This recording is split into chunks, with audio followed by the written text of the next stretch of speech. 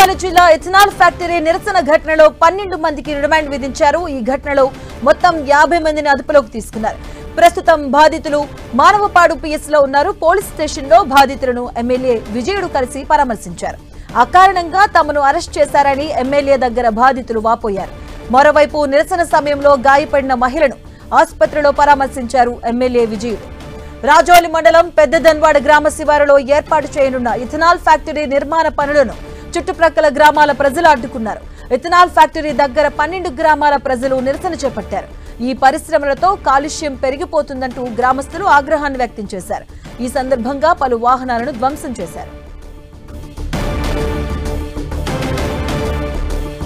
ఇదే అంశానికి సంబంధించిన పూర్తి అప్డేట్స్ మా కరెస్పాండెంట్ రాఘవేంద్ర అందిస్తారు. రాఘవేంద్ర, ఈ జోగులాంబ గద్వాల్ జిల్లా రాజోలి మండలము పెద్దదన్వాడ సమీపంలో నిన్న జరిగినటువంటి ఇథనాల్ ఫ్యాక్టరీ వద్దంటూ ఆందోళనలు చేసినటువంటి వాటిలో కొంతవరకు నిన్న రాత్రి వరకు కూడా ఒక ఉధృతమైనటువంటి పరిస్థితి అయితే నెలకొన్నదని కూడా చెప్పొచ్చు. ఏదైతే రాజోలి మండలంలో దాదాపు 12 గ్రామాల ప్రజలు ఈ ఇథనాల్ ఫ్యాక్టరీ ఏర్పాటును పూర్తి స్థాయిలో వ్యతిరేకిస్తూ వస్తున్నారు. గత కొంతకాలంగా చాలా వరకు నిరసనలు ఆందోళనలు చేసినప్పటికీ నిన్న మాత్రం ఒక్కసారిగా ఆ ఇథనాల్ ఫ్యాక్టరీకి సంబంధించినటువంటి నిర్వాహకులు ఏదైతే ఉన్నారో వారు పూర్తి స్థాయిలోనూ కంటైనర్లను అదేవిధంగా జేసీబీల సహాయంతోనూ అక్కడ పనులు మొదలు పెట్టినటువంటి క్రమంలోనూ గ్రామస్తులు ఒక్కసారిగా భయభ్రాంతులకు గురైనటువంటి పరిస్థితి నెలకొన్నది. ఇక్కడ ఇథనాల్ ఫ్యాక్టరీ ఏర్పాటు చేస్తే అక్కడ ప్రాంతం అంతా కూడా కాలుష్యం ఏర్పాటు సమస్యలు తలెత్తుతారని చెప్పేసి ఆందోళనలు చేశారు. అయితే ఈ క్రమంలో కొంతవరకు తోపులాట జరిగింది ఇటు నిర్వాహకులకు గ్రామస్తులకు. ఆ క్రమంలోనే దాదాపు 50 మందిని అదుపులోకి తీసుకొని 12 మందిని రిమాండ్ కూడా చేయడం జరిగింది. కొంతమందికి స్వల్ప గాయాలయ్యేవి గ్రామస్తులకి, వారిని గద్వాల్ ప్రభుత్వ ఆసుపత్రికి తరలించారు.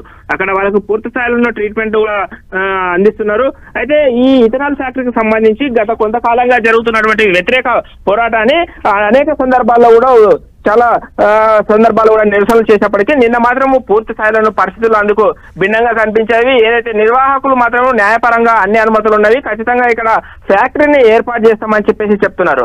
ఒకవేళ ఫ్యాక్టరీకి సంబంధించినటువంటి అనుమతులు లేకపోతే మీరు అడ్డుకోవచ్చు అని చెప్పేసి అక్కడ గ్రామస్తులను గట్టిగా నిలదీయడంతో గ్రామస్తులు దాదాపు 12 గ్రామాలకు సంబంధించినటువంటి పబ్లిక్ అంటే ఒక్కసారిగా భారీ ఎత్తున కూడా ఆ సంఘటన స్థలానికి చేరుకోవడంతోనూ అటు పోలీసులు కూడా కొంతవరకు కంట్రోల్ చేయలేనటువంటి పరిస్థితి ఏర్పడినప్పటికీ అక్కడ జిల్లా స్థాయి పోలీసు యంత్రాంగం అంతా కూడా అక్కడికి చేరుకొని ఆ ఆందోళనకారులను అందరూ కూడా అదుపులోకి తీసుకున్నటువంటి పరిస్థితి అయితే కనిపించింది.